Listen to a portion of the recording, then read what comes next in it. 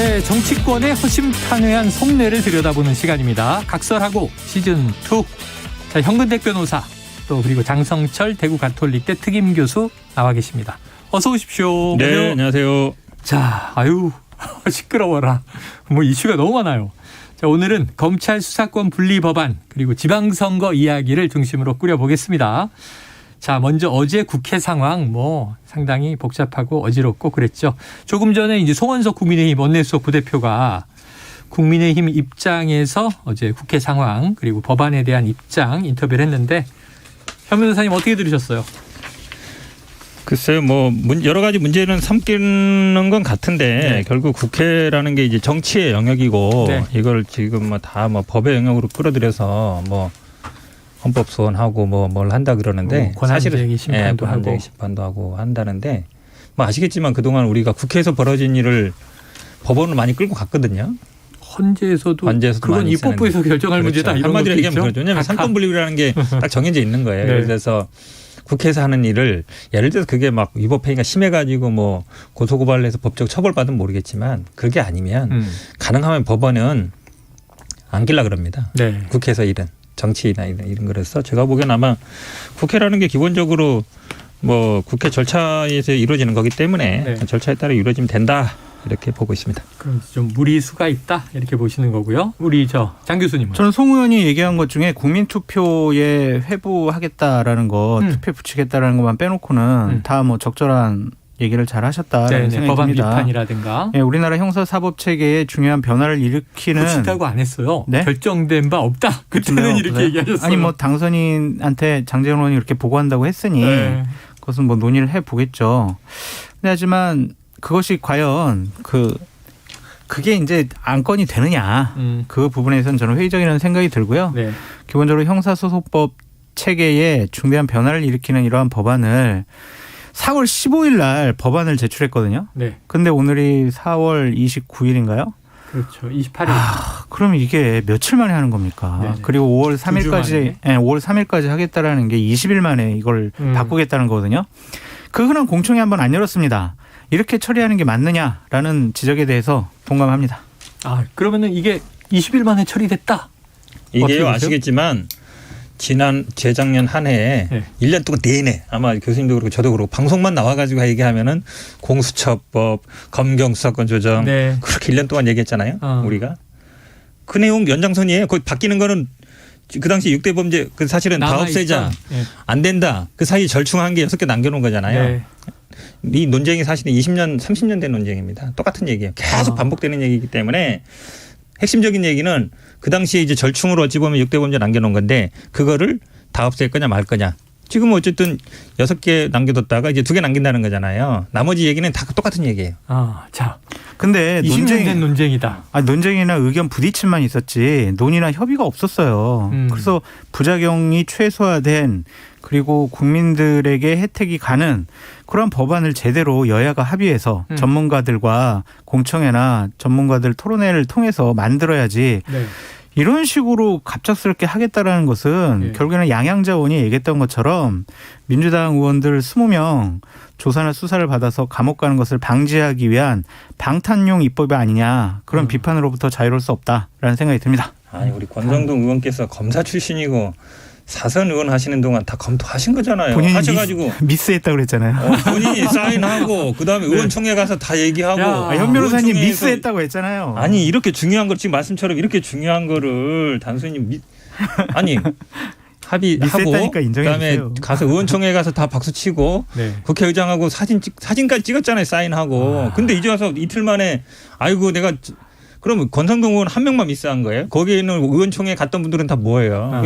이거 아니 이렇게 하루아침에 갑자기 바뀐 건 딴 거 없어요. 한동훈 후보자나 뭐 윤석열 당선인 측에서 이거 좀 이상하다 이러니까 바뀌는 거잖아요. 이게 무슨 공당입니까? 하루아침에 주말 사이에 완전히 180도 바뀌어가지고 알겠습니다. 하는 게 저는 도저히 네. 이해가 안 가요. 자, 뭐 이제 그동안의 과정은 쭉 두 분이 주고받으셨는데 장 교수님 이게 지금 아킬레스건이 돼버렸어요. 네, 맞아요. 합의를 하는 바람에 할 말이 없어요, 제가. 그러니까 지금 민주당이 독주한다고 하다가 지금 합의하는 바람에 명분을 권 의원님 왜 민주당에 그러셔가지고 네, 저희가 반박하기가 상당히 곤혹스러운 부분이다라고 말씀드립니다. 자, 그래서 이제 핵심 내용을 좀 이야기 나눠보겠습니다. 본회의에 법안은 올라갔는데 그동안 자 민주당 원안 그리고 합의한 권성동 원내대표가 한때 사인했던 그다음에 미스라고 했지만 그다음에 또 정의당의 그렇죠. 중재안을 받았다. 네.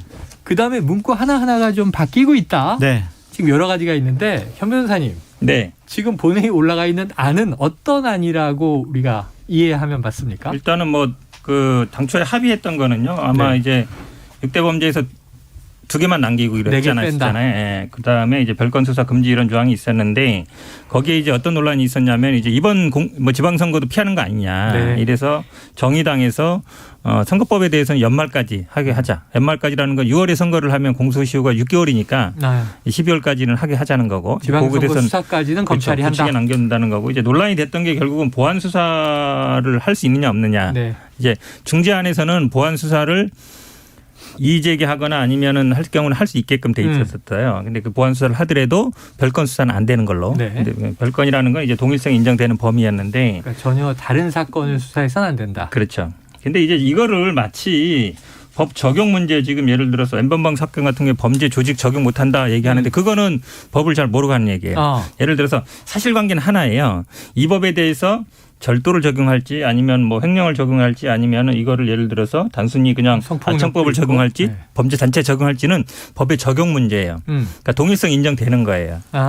되기 때문에 문제가 없고 그다음에 예를 들어서 지금 뭐 예를 들어서 뭐 그럼 공범은 수사 못한다 이런 얘기 하잖아요. 네네. 근데 예를 들어서 공범이 있는지를 알면 경찰 단계 수사를 할 수 있는 거죠. 네. 그렇죠. 만약에 공범이 있는데도 불구하고 수사를 안 해. 그럼 검사가 공범인 걸 알면은 시정 지시도 할 수 있잖아요. 네. 그렇죠. 근데 만약에 올라와서 수사를 하는 중에 공범을 알았다. 이제 그런 경우는 조금 문제 될 수는 있어요. 그렇긴 하지만 그것도 제가 보기에 뭐 경찰이 수사를 하고 그다음에 그 검찰이 보안 수사를 하는 거기 때문에 이런 걸 가지고 뭐 검찰이 예를 들어서 뭐 공범을 알았는데 수사를 못 한다든지 아니면 범죄 단체 조직죄 적용을 못 한다 이런 식으로 네. 몰아가는 건 전 적절치 않다고 보고 있습니다. 그래요.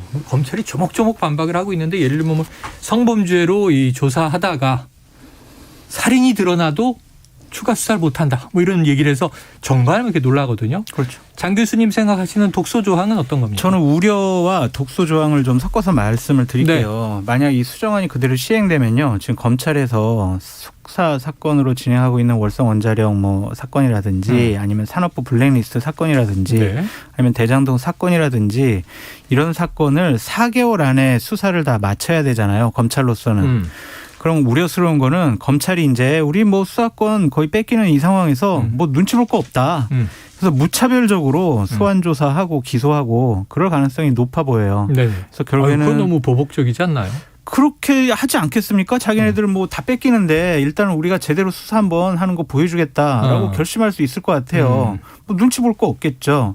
그러면 결국에는 검찰 공화국 시간이 한 4개월 동안 진행될 것 같다. 상당히 전국이 시끄러워질 것 같다라는 우려가 있습니다. 또 검찰이 역풍 맞을 수도 있는데. 아니 근데 뭐 잘못하고 죄를 지은 사람을 수사하겠다, 네. 기소하겠다라는 것에 대해서 그 명분에 반대할 네. 국민은 없겠죠. 그렇죠. 그리고 저는 독소 조항은 한 2가지로 좀 말씀드리고 싶은데 사건에 대해서 이해가 좀 더 떨어지는 공소유지 검사가 예를 들면 기소 여부와 대상을 결정하는 것이 과연 더 정확한 판단을 할 수 있을 것이냐? 그런 좀 회의감이 들어요. 그래서 이것들은 추후 기소 불기소 결정 발생 시에 책임 소재 문제가 좀 발생할 것 같다라는 생각이 들고요. 또 하나는 이번에 검찰총장이 직접 수사 부서의 직제 및 소속 검사 파견 내역 현황을 분기별로 국회에 보고해야 된다라는 규정이 있거든요. 네. 보통은 이제 법무부 장관이 와서 이런 것들 국회에 보고를 하고 했었는데 나와서. 그렇죠. 근데 이거를 법무부 장관이 안 하고 검찰총장을 하도록 하겠다라는 거는 한동훈 법무부 장관 후보자를 좀 타켓으로 한 독소 조항이 아니냐라는 생각이 들어요. 우리나라 대한민국 법 체계를 특정인이 미워 싫어 그렇다고 이렇게 바꾸는 것 자체가 조항을 바꾸는 것 자체가 옳지 못하다라는 생각도 듭니다. 네. 말씀드리면요. 반론 있으시군요. 이게 역사가 어떻게 발전했냐면 예전에 우리 원님 재판 생각해 보시면 네. 수사도 하고 기소도 하고 재판도 하고 네. 내 죄를 내가 알렸다. 네네. 거기서 이제 권장 몇 대 바로 집행까지 다 해요. 그렇잖아요. 네. 바로 줄이를 틀기도 하고 네. 맞잖아요. 그렇죠. 그럼 거기서 자백하면 예를 들어서 뭐 권장 100대든 아니면 뭐 사형이든 이렇게 하는데 역사가 이게 분리돼 왔어요. 기소 기관과 재판 기관. 지금도 사실은 판사가 그냥 그 직접 수사하는 게 제일 좋아요. 네. 그래야 제 사건 제일 잘할 거 아니에요. 예. 근데 기소하는 사람과 재판하는 사람이 분리가 됐거든요. 네. 분리됐다가 그 다음에 어떻게 분리되냐면은 기소하는 사람과 수사하는 사람이 분리해 왔어요. 외국은 다 이렇게 돼 있습니다. 네. 이미. 근데 우리나라만 이제 검사가 수사도 하고 기소도 하는 걸 당연시 여기는데 수사를 한 분은 항상 기소를 하고 싶어 해요. 왜냐면 자기가 열심히 수사했는데 이거 기소 안 된다 그러면 허탕친 거잖아요. 네. 범인이라고 지목했는데. 그렇죠. 완전히 분리돼 있으면 서로 견제가 됩니다. 그러니까 역사는 그렇게 발전했다는 걸 말씀드리고 그래서 공소 유지 부분과 그러니까 기소하는 부분과 수사하는 사람은 분리되는 게 맞다. 그다음에 이 분기별 법은 왜 나오냐면요. 검찰 쪽 조직표 쭉 보면은 조직은 그렇게 돼 있는데 네. 나중에 파견이라는 형식으로 많이 인원을 늘려가지고 사실상 거기서 특수수사를 하는 경우 굉장히 많았어요. 그러니까 소속은 예를 들어서 부산지검인데 네. 실제 일은 서울지검에 와서 하는 거예요. 어떤 특수부 사건을 할 때 그런 식으로 많이 해왔거든요. 그게 그러니까 검찰 내부 아니면 잘 모르는 거예요. 내부 인사명령으로 하다 보니까 이제 그러지 말라. 그러니까 인지수사라든지 특수부를 그렇게 운영하지 말라. 이제 그런 취지가 있다. 이렇게 말씀드립니다. 네. 자꾸 지금 뭐 수사권과 기소권이 분리되는 게 뭐 전 세계적인 뭐 현상이다. 글로벌 스탠다드다. 그렇게 얘기하시는데 제가 그냥 하지만 10개 국가에 말씀드릴게요. 예. 시간 충분히 주세요. 독일 형소법 제61조 검사는 모든 종류의 수사를 스스로 수행하거나 경찰기관과 경찰 공무원과 이를 수행하도록 할 수가 있다. 프랑스 형사소송법 41조 검사는 형벌 법규에 반하는 범죄의 수사 및 소추를 위하여 일체의 처분을 행하거나 이를 행할 수 있다. 일본 형사소송법 검찰관은 스스로 범죄를 수사할 수 있다. 미국 연방정부 직무규정 9-001조 여기도 연방검사는 범죄 수사할 수 있다. 이런 식으로 다 돼 있어요, 지금. 그런데 자꾸 뭐 다른 나라가 수사 기소권 분리돼 있다고 얘기하시는 것 자체가 거짓말이라는 생각이 들고 중세시대의 원님의 그러한 얘기와 지금 현대 대한민국과 비교하는 건 맞지가 않아요. 네. 이렇게 수사권 기소권 분리하겠다는 것 자체가 국민의 인권과 권익을 보호하겠다는 건데 우리나라 3심제도 아닙니까? 거기서도 충분히 인권 보호할 수가 있고 인권 보호는 국민권익이라든지 인권위원회에서도 하는 거지 검사는 수사를 통해서 범죄자를 처벌하는 게 주요한 임무지 검사 보고 인권 보호하라고 하는 것은 그 주종 관계가 지금 바뀐 거다라고 말씀드립니다. 네. 반박을 안 할 수가 없는 하지 거예요. 마세요. 네네네. 그냥 빨리 딴 거 합시다. 독일은 실제 조사관들이 없습니다. 그러니까 네. 수사권은 있지만 실제로 수사관 지휘하지 않는다라고 말씀드리고요. 프랑스는 검사가 강제 영장 청구권도 없어요. 수사권도 없습니다. 누가 있냐? 수사 판사가 합니다. 그러니까 프랑스 법계는 다 그렇게 돼 있어요. 그러니까 이태리라든지 남미라든지 다 그러니까 수사 판사가 실제 검사 역할을 합니다. 검사는 수사 판사가 시키는 것만 해요. 일본은 뭐 수사권 있죠. 근데 특수부 몇 군데만 수사를 하고 있습니다. 그리고 경찰이 대부분 수사를 하고 있어요. 미국 자꾸 얘기하시는데요. 저는 우리나라 검사들이 만약 미국 저 검사 부르면 미국 검사 권한만 가지라고 하고 싶어요. 미국은 영장 청구도 경찰이 합니다. 검사는 아주 예의적인 경우만 수사를 하고 있어요. 우리나라에 지금 완전히 박탈한다 그러는데요. 보안 수사권 이거 굉장히 큰 겁니다. 기소한 것에 대한 보안 수사를 할 수 있어요. 실제 수사권 완전히 박탈한 거 절대 아닙니다. 네. 그러면 제가 그래서 독일, 프랑스, 일본, 미국 다 하지 마시고 그중에 하나만 선택해라. 하나만 가져라. 저는 미국 검사 권한 그래도로 갖는다 그러면 아마 많은 분들이 찬성할 겁니다. 미국 검사는요. 영장 청구권도 없어요. 수사관도 밑에 검사 한 10명이면 수사관 한 2-3명밖에 안 됩니다. 우리나라는 검사 한 명이 수사관이 4-5명씩 있어요. 그러니까 실제 수사를 하는 거거든요. 제가 그러니까 주요 OECD 국가의 검찰 수사 관련된 성문법 규정 정리한 것을 근거법에 관해서 다 자료를 갖고 말씀드렸는데 현근택 변호사님이 다른 얘기 하시니까 제가 이 자료를 저희 현 변호사님한테 드리겠습니다. 그게 좀 변호사님 네. 말씀과 좀 달라요. 자, 규정이. 지금 두 분의 우리나라가요. 말씀이 검사의 권한이 전 세계적으로 제일 막강합니다. 세계적으로 막강하죠. 수사법뿐만 아니라 수사 개시 그다음에 사실은 기소 독점주의예요. 네. 그다음에 기소를 해도 되고 말아도 되고 그런 거 다 사실은 검사가 결정해요. 네. 미국은 누가 결정하죠?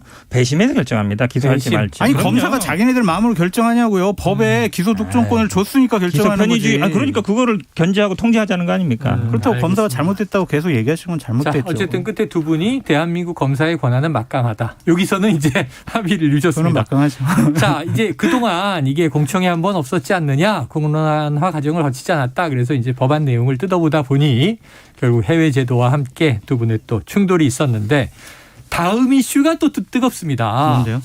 어제 나왔어요. 어제. 네. 자, 국민투표에 붙이자.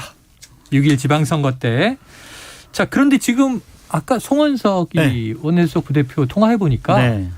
이게 재외동포에 대해서는 헌법 불합치가 나온 게 맞는데 네. 내국인에 대해서는 지금 국민투표법이 유효할 수 있다.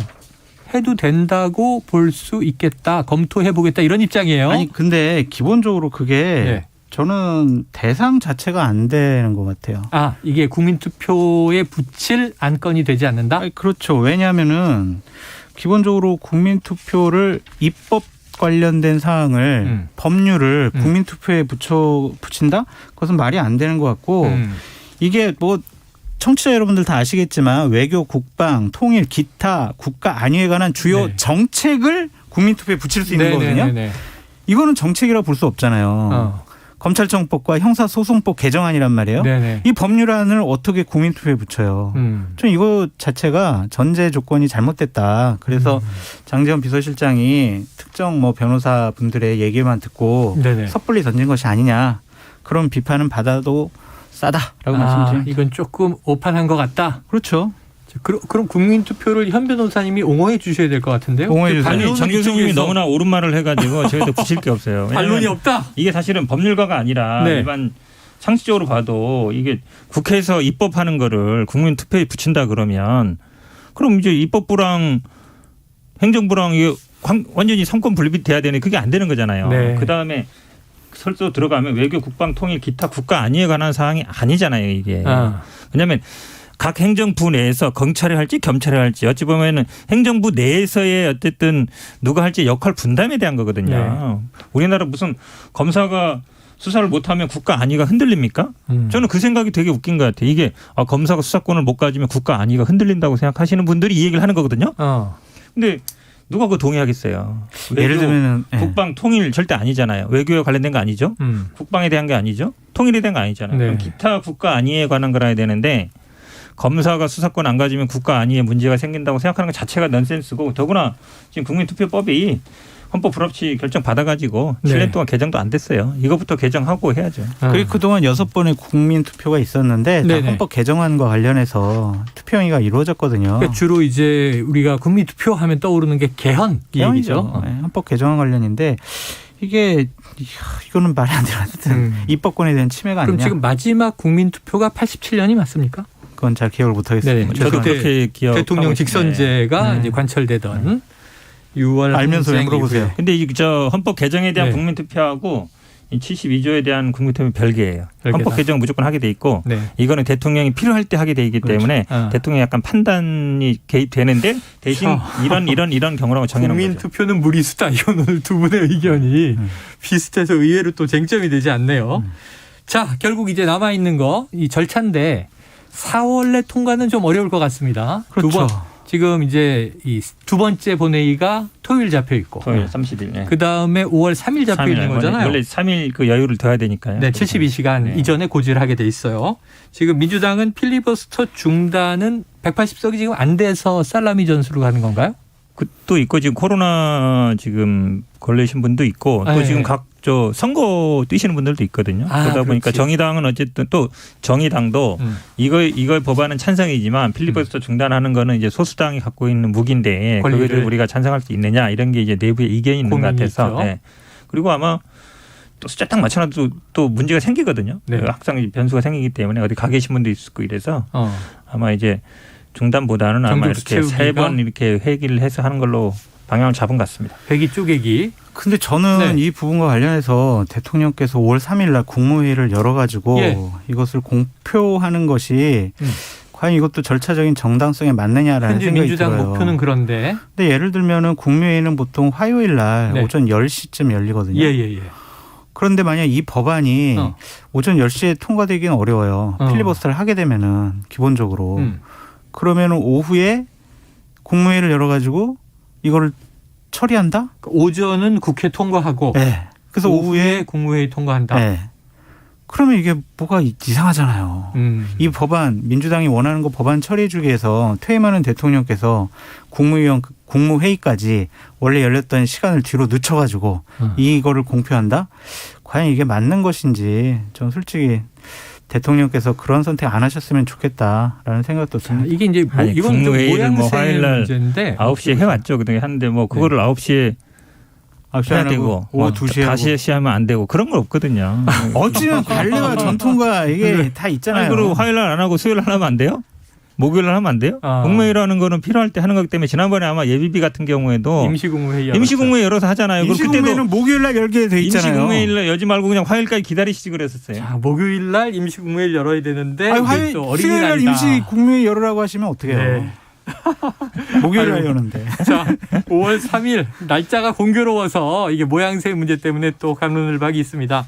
자, 지방선거 보죠. 지방선거. 그런데 지방선거 보기 전에 지방선거의 현역 의원들도 네. 여야에서 뛰어들다 보니까 여기저기 지금 국회의원 재보선 지역이 생겼어요. 네.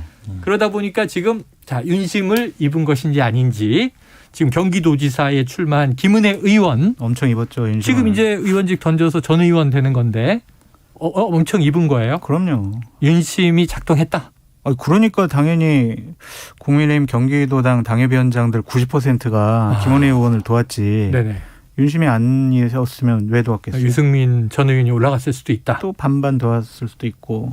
네. 아유, 요 틈새를 또 이거 정말 얘기하면 위험한 건데. 얘기해 주세요. 어쨌든 아니요. 더 해주세요. 말씀해 주세요.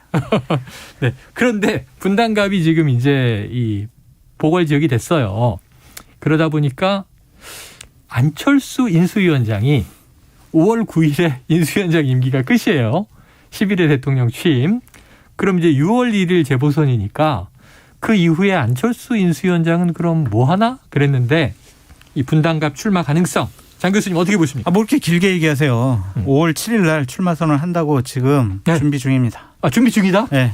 5월 7일에? 네. 그러니까 인수위의 주요 활동이 5월 6일 날 다 끝나는 모양입니다. 네. 뭐 국정과제도 다 그때 발표를 하고 그래서 지금 안철수 위원장의 실무진들에게 안철수 위원장이 출마하겠다.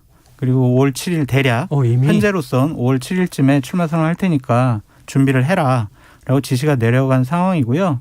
윤석열 당선인께서도 뭐 그런 것에 대해서 그런 게 좋겠다라고 이제 언질과 뭐 용인, 윤 당선인도 양해 이런 것들을 해 주신 것으로 알려져 있고 이준석 대표도 아유 감사합니다. 제 지역구인 노원에 안 오시고 분당에 가주시니까 정말 감사합니다. 지역구가 겹쳤었죠. 출마하시면 저희가 당에서 적극적으로 돕겠습니다. 3박자가 맞아 떨어진 거예요. 3박자가. 네. 그렇기 때문에 99% 출마하신다라고 말씀드립니다. 이야, 이거 제가 지금 그냥 이거 어떻게 되려나 호사가들의 입담인가 그러고 던졌더니 팩트입니다. 거의 이렇게 얘기를 하셨어요. 네. 99%. 네. 예언이거나 첩보 수준이 아니라 거의 확정적이다. 네, 아니면 어떡하죠? 아니면 이제 이건 5월 7일 이후에 이거는 오늘 제가 보기에 아마 먼저 쓰면 단독 쓸 언론사가 되게 많을 것 같아요. 그럼 시사본부 단독으로 할까요? 네. 알겠습니다. 자, 그러면 지금 이제 요런 게 재밌는 거예요. 뭐냐면 안철수 인수위원장이 대선 주자였는데 단일화 이후 공동정부는 무산된 상황이고 자, 의원직으로 원내에 진출하겠다. 그다음에 이제 당권 도전할지 말지는 이제 지켜볼 문제지만 그러다 보니 그럼 민주당의 대항만 누구냐? 결국 이 대선 주자급 대선 2라운드 되지 않았느냐? 이재명 고문 아니냐? 맞습니까? 아니 근데 저는 한 가지 의문이 물론 이준석 대표가 언론에서는 분당 나가라 이렇게 했지만 저는 이준석 대표가 원외거든요. 그렇죠. 원외잖아요. 본인이 원외. 근데 안철수 대표가 원내로 들어와서 오는 거를 좋아할까 이런 생각이 들고 왜냐하면 안철수 대표가 차기 당대표를 노린다는 건 다 알잖아요. 그러면 만약에 원내로 들어왔을 때는 굉장히 유리해질 수 있거든요. 그거를 용납할 것인가. 저는 아마 이준석 대표가 분당 나가라는 건 진심은 아니었을 거다라고 보고 안철수 지금 인수위원장이 물론 이제 안내비 판 게 있습니다. 그러다 보니까 이제 각 지역에 속할 수는 있는데 사실은 지금 이분이 총리도 안 한다고 장관도 안 가고 지분이 없어요. 이 윤석열 정부에 대해서. 그러다 보니까 그냥 국회의원이나 가라 이런 건데 보궐이나. 국회의원이나 가라는 너무 혐오하시는 거 아닙니까? 아니죠. 아니 지난번에 단일화 할 때 이랬잖아요. 나는 행정부에 가서 경험을 쌓고 싶고. 그런 얘기 했었죠. 그러니까 총리나 뭐 최하 부총리라도 할 줄 알았는데 그냥 이제 자리 비었으니까 그냥 국회의원이나 나는 죄송합니다만 그러니까 그 행정부에 대해서는 권한을 하나도 안 주는 거잖아요. 그래서 그걸 하려고 할까라는 생각이 좀 들고 일단 두 번째 그다음에 이재명 전 지사 같은 경우에는 갑 지역은 아니고 을 지역으로 알고 있는데 임해도 쪽이니까. 임해가 아니고 저쪽이죠. 순회동이죠. 순회동. 근데 저는 아마 당장 출마하기는 쉽지 않은 상황 아닌가. 네. 왜냐하면 지금 좀 이르다라는 평가가 많고, 그러니까 이재명 지사 같은 경우도 당대표 도전은 거의 뭐 기정사실화되고 있지만 네. 보궐선거 나가야 되느냐 이거는 좀 아직 좀 이르지 않냐 이런 여론이 많은 것 같습니다. 당대표 도전 한 네. 8월 정도인 거고. 앵커님 제가 현근택 변호사님께 네. 저주의 말을 좀 한마디. 왜? 저주? 에이 제주도 국회의원이나 하러 가라. 에이 현근택 대변인. 아니 그거는 국회의원이나 이나는 취소입니다. 그래도. 안 그래도 뭐 저 이 박지현 공동비대위원장 네. 일개 법무부 장관 후보자가 그래서 일개 뭐 이런 게 지금 막 이제 논란이 되는데. 현근택 대변인님 여기서 방송하지 말고 저는 제주도 국회의원 하시는 거 보고 싶어요. 제주도 국회의원이나 이번에 변신합니다. 아마 보궐선거 있죠. 보궐선거 할 가능성 있죠. 있어요. 네. 네. 그리고 이번에 분당갑에 출마하는 분들을 보면은 특징이 있습니다. 네. 저는 민주당에서는 김병관 전 의원이 출마할 것 같은데 재산이 많아요. 안철수 네. 전 대표 격전. 2천억. 아니 그건 결과론이고 네. 다 이제 벤처기업인 출신인 거잖아요. 그래서 재산이 네. 많은 분들이 출마하는 게 공교롭잖아요. 네, 그렇죠. 네. 그럼 이제 부자 대 부자의 대결이다. 그러니까요. 그럼 재산이 하여튼 조금 더 많을수록 유리합니까? 글쎄요. 그러니까 근데 이 지역은 지난 총선에서도 김은혜 의원 국민의힘이 이겼고요. 네. 지난번 대선에서도 윤석열 후보가 이겼습니다. 네. 그래서 민주당으로서는 좀 좋지 않은 텃밭이다라고는 말씀드릴 수 있습니다. 알겠습니다. 지켜봐야 되겠죠. 지금 한 이제 1, 2분 남았는데 장 교수님. 네. 지금 서울시장 경선 더불어민주당은 진행 중인데 네. 송영길 전 대표 얘기를 하고 싶다 그러셨어요? 어떤 지금 얘기? 1분 남겨놓고 저보고 하라고요? 아유, 요약해 보세요. 송영길 대표께서 상당히 좀 부적절한 선택을 하신 것 같다라는 생각이 들고 서울시장 도전이. 네. 그 송영길 대표의 도전 때문에 민주당이 대략 20여일 동안 서울시장 공천 어떡하지? 누구 할까? 기준이 뭐지? 원칙이 뭐지? 누굴 컷오프해야 되나? 아니야, 컷오프하면 안 돼. 다시 살려줘야 돼. 이거 가지고 20일을 허비했거든요. 네.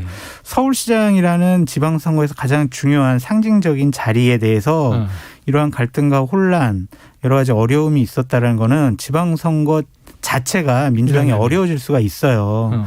특히 또 서울시장이 좀 저렇게 뽑히게 되면은 진영이 분열되고 그러면 구청장, 시의원들, 구의원들 다 어려워질 수 있거든요. 그래서 본인의 주도권, 기득권을 유지하기 위해서 민주당 전체의 서울시의 선거 판세를 좀 어렵게 하지 않았느냐. 꼬이게 만들었다. 그래서 비판하고 싶습니다. 비판을 하셨습니다. 짧게. 그런데 지금 결과적으로 보면 송영길 전 대표라도 안 나왔으면 네. 아무도 못 모시고 왔죠. 박주민 의원 사퇴했죠. 근데 이제 여태까지 민주당 계열에서 서울시장 후보에 당선시킨 것은 네. 외부의 영입이에요. 조순, 고건, 박원순 영입. 이런 분들이 당선됐지. 예를 들면 김민석, 한명숙, 뭐 강금실, 내부에서. 그다음 박영선 이런 당내에서 중진원이 나왔을 때는 다 떨어졌어요. 그러니까 이번에 승리하려면 결사적으로 외부에서 영입했어야 되는데 그것을 못하게 했잖아요. 내가 나갈 거야 막 이러면서. 자, 현 변호사님 끝으로 반론해 주시죠. 하지 마세요 반론. 이 서울시장에 대해서는 민주당 뭐 할 말 없습니다. 할 말 없다. 반론이 없습니다. 그럼요. 야, 하지 마시라는 말을 그대로 받으셨습니다. 자, 현근택 변호사, 장성철 대구 가톨릭대 특임 교수와 각설하고 시즌2 여기서 마무리하겠습니다. 잘 들었습니다. 감사합니다. 고맙습니다.